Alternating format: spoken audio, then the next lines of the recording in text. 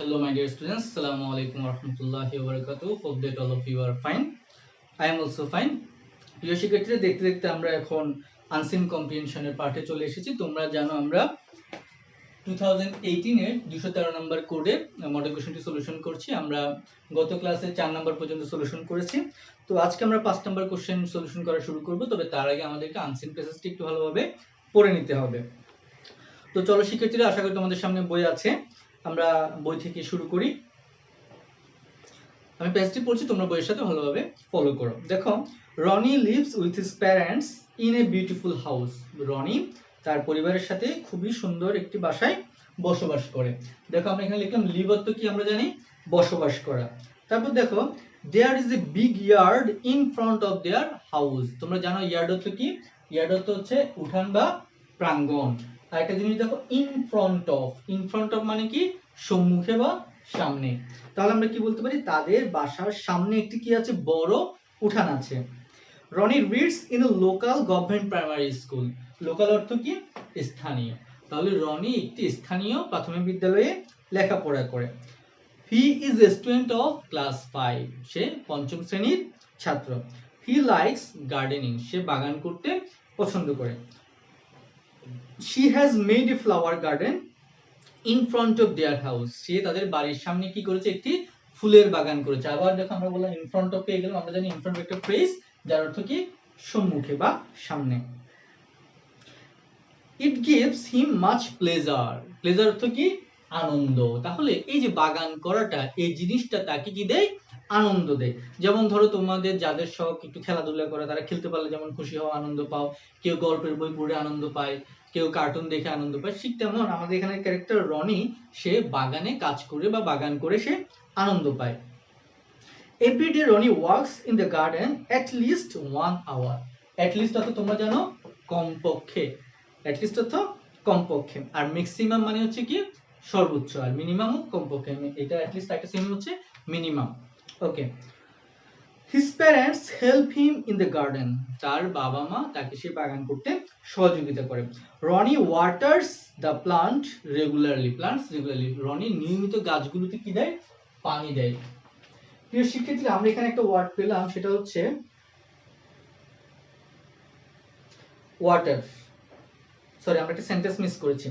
On holidays, ছুটির দিনে, he works more in the garden. ছুটির দিনে তার পিতামাতা, ছুটির দিনে সে একটু বেশি কাজ করে। হলিডেজ অর্থ কি? ছুটির দিন। এরপরে সেন্টেন্সটা হচ্ছে যে his parents help him in the garden. তার বাবা মা তাকে বাগানে সহযোগিতা করে। এরপরে হচ্ছে যে Roni waters the plants regularly.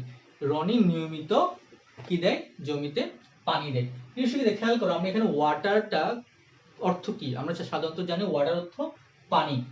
কিন্তু দেখো, ওয়াটার যদি ভার্ব হয় তখন অর্থ কি দেয়? পানি দ্বারা। যেমন এখানে যদি আমরা বলি হি ওয়াটার্স দ্য প্লান্টস, তাহলে দেখো এখানে ওয়াটারটি কি বোঝাচ্ছে? গাছে পানি দেয়া বোঝাচ্ছে। তাহলে এখানে ওয়াটারটা হচ্ছে ভার্ব, যার অর্থ হচ্ছে পানি দেওয়া। কিন্তু আমি যদি বলি please give me a glass of water, তাহলে দেখো এখানে ওয়াটার অর্থ হচ্ছে পানি, এক ধরনের খাবার যেটা পান করা যায়। আর ভার্বটা হচ্ছে গিভ। তাহলে এখানে এটা হচ্ছে নাউন। সো এই সেন্টেন্সে ওয়াটার অর্থ হচ্ছে পানি, যেটা একটা নাউন। আর এই সেন্টেন্সে ওয়াটার অর্থ হচ্ছে ভার্ব, যেটা অর্থ পানি দেয়া বোঝাবে। তো সেক্ষেত্রে আমরা যখন ভার্বের আলোচনা করছি, সেখানে তোমাদেরকে নিশ্চয়ই তোমাদের মনে আছে বা পার্সোনাল আলোচনার মধ্যেও মনে আছে যে একই শব্দ বিভিন্ন পার্সোনাল হিসেবে ব্যবহৃত হতে পারে। সেগুলো আমরা তোমাদেরকে সেখানে দেখিয়েছি। এটা তার আরেকটি উদাহরণ। তো আশা করি তোমরা বুঝতে পেরেছো। আমরা পরবর্তী পাঠে যাচ্ছি। এরপরে দেখো, he keeps the garden clean. সে বাগান কি করে? সবসময় পরিষ্কার রাখে। He has made fence around the garden. তোমরা জানো ফেন্স অর্থ কি? ফেন্স অর্থ আমরা বেড়া বলি বা আমরা সীমানা, প্রাচীর বলতে পারি। চারদিকে যাতে গরু ছাগল ইত্যাদি ঢুকতে না পারে, তার জন্য একটা বেড়া দেয়, সেটা হচ্ছে ফেন্স। ও দেখো, এখানে বললো আবার to save the plants from cows and goats. গরু এবং ছাগলের আক্রমণ থেকে রক্ষা করতে, যাতে তারা সেখানে এসে তার ফুল গাছগুলো খেয়ে না ফেলে। এই জন্য সে চারপাশে কি দিয়েছে? বেড়া দিয়েছে। There are many kinds of flowers in his garden. তার বাগানে বিভিন্ন ধরনের ফুল আছে। হি বিকামস ভেরি হ্যাপি, সে খুবই খুশি হয় বা আনন্দ পায়। When the garden is full of flower, যখন গাছে বাগানটা ফুলে পরিপূর্ণ হয়ে যায়। তো সেক্ষেত্রে তোমরা যে জিনিসের পিছনে শ্রম দিবে, যখন তার ফলটা পাবে তখন দেখবে তোমরা অত্যন্ত খুশি হবে। যেমন ধরো তোমরা মনে করো তোমরা পঞ্চম শ্রেণীতে পিএসসি পরীক্ষার জন্য অত্যন্ত কঠোর পরিশ্রম করছো, যেদিন তোমাদের রেজাল্টটা দিবে তোমরা আশানুরূপ রেজাল্ট করবে, এ প্লাস পাবে বা আরো ভালো করবে, তখন তোমাদের মধ্যে যে ভালো লাগাটা কাজ করবে, সেটা কিসে ভালো লাগে, এতদিন যে তুমি পরিশ্রম করেছো তার ফল পেয়েছো এই জন্য। ঠিক তেমনই দেখো এখানে রনি যখন সে বাগানে নিয়মিত কাজ করেছে, ফুলের গাছ লাগিয়েছে, তার ফলস্বরূপ সে যখন গাছে সুন্দর সুন্দর ফুল ফুটতে দেখে তখন তার মনের মধ্যে আনন্দ ভরপুর করে, সে অনেক খুশি হয়। সো দেখো এরপরে আমরা দেখি, when his friends or relatives come to visit his house, যখন তার বন্ধু বান্ধব বা আত্মীয় স্বজন তার বাসায় বেড়াতে আসে, he takes them into his garden, সে তাদেরকে তার বাগানে নিয়ে যায়, to show the various kind of flowers, বিভিন্ন ধরনের ফুলগুলো তাদেরকে দেখানোর জন্য। they become surprised and very happy to see the garden, তারা বাগানটা দেখে খুবই আশ্চর্যিত হয়ে যায় এবং খুবই কি হয়, খুশি হয়। Roni also grows some vegetables in one corner of the garden, Roni তার এক বাগানের এক পাশে কিছু সবজির চাষও করে। His mother is very happy to have the vegetables, সেখান থেকে বেশ কিছু সবজি পেয়ে তার মাও খুশি হয়, কারণ তার বাসায় খাবারের একটা যোগান হয়ে যায়। ওকে, Roni feels very proud of his garden, Roni তার বাগানের জন্য খুবই কি করে, গর্ববোধ করে। দেখো তাহলে গ্রো অর্থ কি, উৎপন্ন হওয়া বা জন্মানো, ফিল অর্থ অনুভব করে। দেখো feel, F double L feel, যেটা অর্থ হচ্ছে অনুভব করা, কিন্তু এফ ই ডাবল এল হলে সেটা অর্থ হচ্ছে পতিত হওয়া, ফিল ডাউন। প্রাউড, আমরা জানি প্রাউড অর্থ কি করা, গর্ব করা বা গর্ব বোধ করা। তো সেক্ষেত্রে এটা হচ্ছে আমাদের প্যাসেজ। চলো আমরা এখন একটু এর পরবর্তী কোশ্চেনে যাই, আমাদের যে প্রশ্নগুলো করলো সেগুলো আমরা একটু আনসার করার চেষ্টা করি। শিক্ষার্থীরা তোমরা জানো 5 নম্বর কোশ্চেনে বেশ কিছু অতিরিক্ত ওয়ার্ড দেওয়া থাকে, সেখান থেকে আমাদেরকে 5টি শূন্যস্থান পূরণ করতে হয়। দেখো তোমাদের এখানে শূন্যস্থান আছে 5টি, দেখবে এখানে 8টি ওয়ার্ড দেওয়া আছে। সো সেখান থেকে আমাদেরকে প্রয়োজনীয় শব্দগুলো বাছাই করে আমাদেরকে শূন্যস্থানগুলো পূরণ করতে হবে। চলো আমরা একটু শব্দগুলোর সাথে পরিচিত হয়ে নেই। গার্ডেন, গার্ডেন অর্থ কি বাগান। সারপ্রাইজড, আশ্চর্যিত হওয়া। ওয়ার্কস, কাজ করা। ফ্রুটস, ফলমূল। ফিল্ড, মাঠ। ভেজিটেবলস, সবজি, শাকসবজি। স্যাড, দুঃখিত হওয়া। ফেন্স, বেড়া বা সীমানা প্রাচীর। তো এই সবগুলো আমাদের ওয়ার্ডগুলো মূলত আমাদের এই প্যাসেজের সাথে সংশ্লিষ্ট। চলো আমরা একটু এবার শূন্যস্থানটা পূরণ করার চেষ্টা করি। Roni plants flowers in his dash, বলতো রনি কোথায় চারা গাছ রোপণ করেছে, ফুলের চারা গাছ, নিশ্চয়ই তার বাগানে। তাহলে দেখো আমরা কোন একটা লিখতে পারি, garden. Roni plants flowers in his garden. Fine, হয়ে গেল আমাদের প্রথম সেন্টেন্স। পরেরটা দেখি, টু সেভ দ্য প্লান্টস, গাছগুলোকে রক্ষা করার জন্য রনি মেক্সে, সে কি তৈরি করেছিল, একটি সীমানা প্রাচীর তৈরি করেছিল, তাহলে সে ফেন্স তৈরি করেছিল। ফেন্স হয়ে গেল।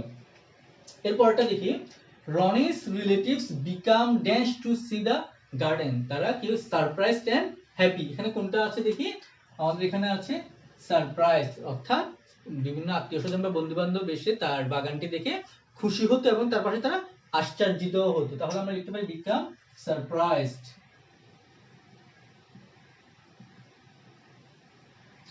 ওকে, এর পরবর্তী সেন্টেন্স দেখি আমরা, Roni also grows dash in the garden. দেখো সে তার ফুলের গাছগাছালির পাশাপাশি তার বাগানের এক পাশে কি চাষ করতো, নিশ্চয়ই তোমাদের মনে আছে, ফলমূল নাকি শাকসবজি, কিসের, শাকসবজি। গুড, তাহলে দেখো শাকসবজি এখানে কি আছে, ইংলিশ ভেজিটেবলস।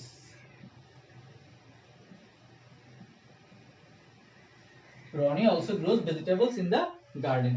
সবশেষ last sentence, every day Roni dash in his garden at least an hour.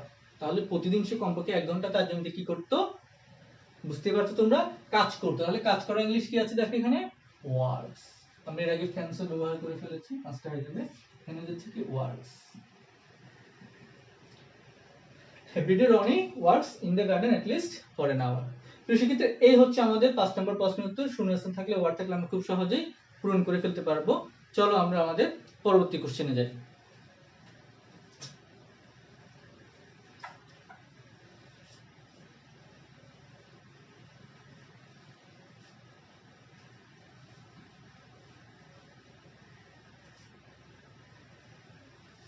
তো ফাইন। তো সেক্ষেত্রে তোমরা জানো আমাদের 6 নম্বরে কি আসে, 6 নম্বরে আসে ট্রু এবং ফলস। আমরা ট্রুর জন্য ট্রু লিখবো, ফলসের জন্য ফলস লিখলে আমাদের आंसर হয়ে যাবে। চলো আমরা একটু সেন্টেন্স গুলো পড়ি।